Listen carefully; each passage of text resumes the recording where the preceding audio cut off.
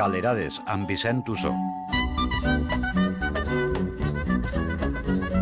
Hola, bon dia, Vicent, benvingut. Gràcies. Avui és dia en la teva secció de prendre nota, no? Si estem aprenent a escriure o per a després esquadrinyar com escriu, que és el que a mi m'agrada, les novel·les, a veure Com estan fetes. A veure com estan fetes per dins. Doncs avui parlarem de noms i de personatges i ens preguntarem quines obligacions es generen segons el grau d'incidència de cada personatge en la història i específicament es plantejarem si convé o no posar-los nom a tots, que aparentment semblaria que sí, però això és el que veurem avui. Per aclarir-ho, hauríem de distingir primer els tipus de personatges que tenim i quines característiques té cadascun d'ells. Val, comencem per tipus de personatges. Per quin començaríem? Comencem pel protagonista, que és el primer, no? És el personatge principal de l'obra, és aquell personatge sobre el qual pivota tota l'acció i també la resta de personatges, i les seues accions normalment constitueixen el motor principal que impulsa la trama. Excepte casos molt especials, lògicament li haurem de posar nom. Un cas especial podria ser una novel·la en què ningú tinguera nom, per exemple, però d'entrada seria difícil funcionar amb un protagonista sense nom i al llarg del text el protagonista hauria de patir una evolució, les diferents escales de la qual marcarien el progrés de la narració. Ara bé, el protagonisme pot no ser individual, pot recaure en diversos personatges o fins i tot en una col·lectivitat, parlaríem de novel·les corals, etc. El que sí que no podem concebre és una narració sense almenys un personatge principal. Sí, un microconte, com vam veure en un programa anterior, però no una narració més llarga. I per exemplificar-ho, ens mirarem una mica més de prop la novel·la de Robert Louis Stevenson, L'illa del tresor, el protagonista de la qual és Jim Hawkins, el xiquet que descobreix el mapa del tresor i que vehicula tota la narració perquè tots els aspectes importants passen a través d'ell. Això pel que fa al personatge protagonista. Si seguim per ordre d'importància, tindríem quins ara? Els que anomenaríem personatges principals, que no tenen la dimensió del protagonista ni la incidència directa en l'acció del protagonista, però normalment cooperen amb ell per impulsar la trama, bé fent les mateixes o col·laborant en les accions que fa el protagonista o bé oposant-se, no? En condicions normals també haurem de conèixer el nom, així les excepcions no serien tan rotundes, però també seria difícil trobar un cas així, i són molt importants perquè les trames secundàries, que són les que li donen profunditat a la història, normalment estan protagonitzades per estos personatges principals. En la mesura que adquirisquen més importància, hauran d'estar més treballats, hauran de tenir una personalitat més complexa i també estaran sotmesos a la necessitat d'evolucionar. I seguint amb L'illa del tresor, podíem conèixer els personatges principals que col·laboren amb Jim Hawkins. Escoltem un fragment. Livesey, va dir l'Hisendat, deixeu la vostra miserable consulta immediatament. Demà me'n vaig cap a Bristol. D'aquí a 3 setmanes, que dic 3, 15 dies, 10 dies, tindrem el millor vaixell i la tripulació més selecta d'Anglaterra, senyor meu. En Hawkins vindrà en qualitat de grumet.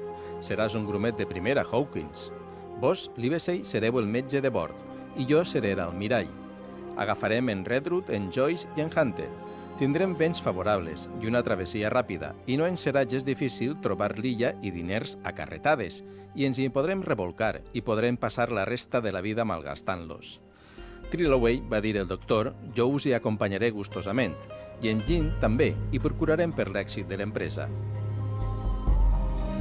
Estaven molt contents, però després no va ser tan fàcil. No, i de fet la formulació que fa l'Hisendat, si s'haguera complit no hauríem tingut novel·la, perquè ell diu que tindrem vents favorables, una travessia ràpida, que ho trobarem tot de seguida, precisament perquè això no ocorre, tenim un conflicte, tenim una novel·la i per tant el lector la seguís amb interès, no? Clar, així que hauria d'haver un antagonista. En aquest cas sí, no sempre, però en aquest cas és evident que sí. El doctor Trelawney, Livesey, Smollett, Ben Gunn i tots estos són els que col·laboren amb Jim Hawkins i cooperen amb ell per a trobar el tresor, però es troben també davant d'un personatge que s'hi oposa, o d'una sèrie de personatges, però sobretot d'un que és el que ho centralitza tot. És l'antagonista, que és el personatge que sempre personifica aquesta oposició, i en el cas de l'illa del tresor, i aquest crec que és un dels grans secrets de la novel·la, l'antagonista és Long John Silver, que és un personatge absolutament fascinant, al meu entendre un dels millors personatges de la història de la literatura i, lògicament, el tractament que rebi, per això és un personatge tan fascinant, és idèntic no sols al dels cooperants del protagonista, sinó fins i tot al del protagonista. Així que ja tenim el personatge protagonista i els principals i l'antagonista. I l'antagonista. I ara toquen els secundaris. Els secundaris són aquells que tenen un paper, com el seu nom indica, subsidiari en la trama, però suficient perquè coneguem alguns trets de la seva personalitat. Poden protagonitzar un fil d'acció propi, no sempre, però poden fer-ho, però en tot cas haurà de ser menor i explicada en 4 trets bàsics que no desvien massa l'atenció del fil principal. Com en el cas dels personatges principals, en la mesura en què tinguin una certa vida pròpia, el relat guanyarà en profunditat i serà més ric i més complex, i ells hauran d'estar més treballats. No és imprescindible que els posem nom, però en la mesura en què tinguin una certa importància sí que es l'haurem de posar. D'acord. I tanquem el repartiment de personatges amb els figurants. Els figurants, que també n'hi ha, com en el teatre, com en el cine. Exactament. Són aquells que només apareixen de manera esporàdica i que duen a terme la seva funció sense que nosaltres, els espectadors, els oients, necessitem saber res més d'ells. De fet, ni tan sols el nom. No estan sotmesos a cap treball de personalitat, simplement contribueixen a fer més viva la narració perquè necessitem gent que es moga per allà, però no aporten res més que la seva simple presència. I ho podem comprovar amb un fragment. Tenim un exemple. Va ser en veure aquell noi que em vaig fer càrrec per primera vegada de la meua situació. Fins aleshores havia pensat molt en les aventures que m'esperaven, però gens ni mica en la casa que deixava enrere. I ara, a la vista d'aquell noi desconegut i maldestre que es quedaria al meu lloc per ajudar la mare, em van venir les llàgrimes als ulls per primer cop. He de confessar que al pobre noi li vaig amargar molt el dia, perquè com era nou a la feina, vaig tenir 100 oportunitats d'esmenar-li la plana i d'humiliar-lo, i no me'n vaig deixar escapar ni una. Com diu el mateix narrador, aquest és un noi desconegut, perquè d'ell no sabem res més, no tornarà a aparèixer, de fet tan sols sabem el nom. Però no cal, perquè la seva funció és únicament il·lustrar el sentiment del protagonista en aquest punt, quan està a punt de deixar-se a casa.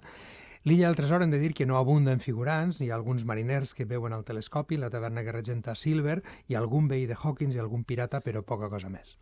Així que els figurants és millor, estos no els posen nom, o si li poses tampoc passa res, o com està això? Val la pena remarcar-ho una mica, perquè en general sí que és veritat que és millor no posar-los-en, però si s'esmenta de forma natural, és a dir, si va molt bé, no passaria res. Si dins del context ho requereix, no passa res si li posem nom.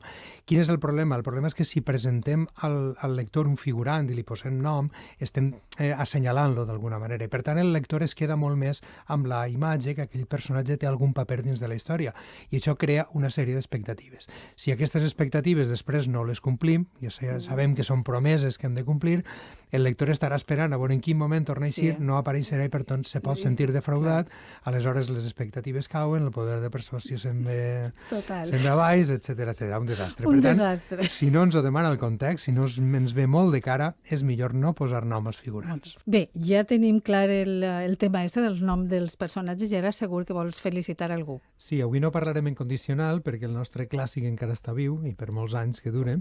Es tracta d'un Premi Nobel, però un Premi Nobel bastant oblidat. Pot ser perquè la seva obra no és molt ampla, i estic parlant de Gao Xinjiang, l'escriptor xinès nascut a Ganzhou en 1940 i exiliat des del 87 a França, d'on ha obtingut per cert la nacionalitat. Ell ha escrit teatre i narrativa i la meva recomanació és la novel·la La muntanya de l'ànima, un text, al meu parer, d'enorme sensibilitat que va publicar Edicions Columna amb traducció conjunta de Pau Joan Hernández i Liao Jianping. Doncs ens quedem amb aquesta recomanació. Gràcies, Vicent. Fins la setmana que ve. Fins la setmana que ve. Adéu.